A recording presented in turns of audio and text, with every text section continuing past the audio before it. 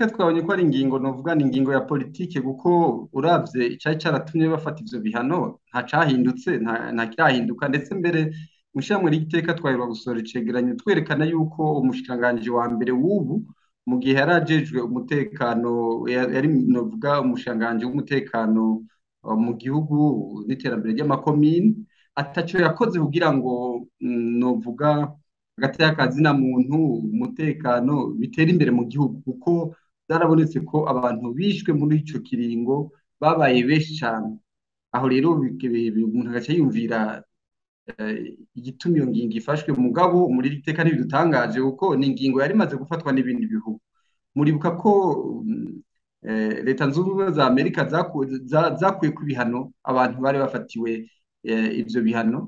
ndetse mbere muri abo abari bafatiwe ivyo bihano hariho nabo bavuga ko bakiri mu migwi igwana batari bwasubiza ibigwanisho bica byumvikana ko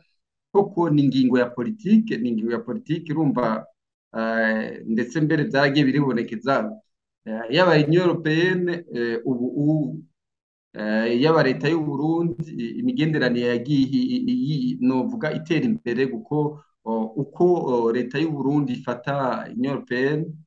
siko umukuru w'igihugu yigiriye nkuru nziza yabafata ivyo vyose rero ngira ngo Union Européenne babigize kugira ngo ko baragirana ibiganiro bakaraba ivyateye imbere mugabo twebwe nk'abanovuga nk'abavictime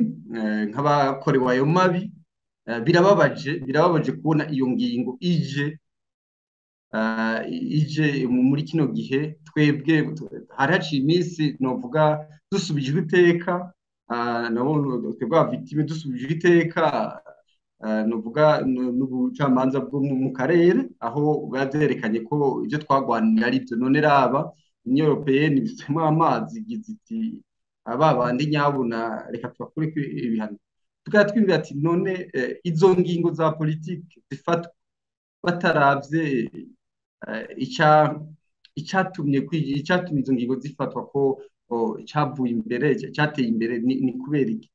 bagira ati nyabuna reka turindire twizeye yuko abo bantu bakwiye kubihano ejo bazokwerekana novuga bazokwitora ikosa bazogira bati reka ahubwo abantu kwa dukwiye kubihano duraye ko twokora biteza imbere hagati y'akazi na muntu biteza imbere umutekano kuri bose naho tutavyizeye cyane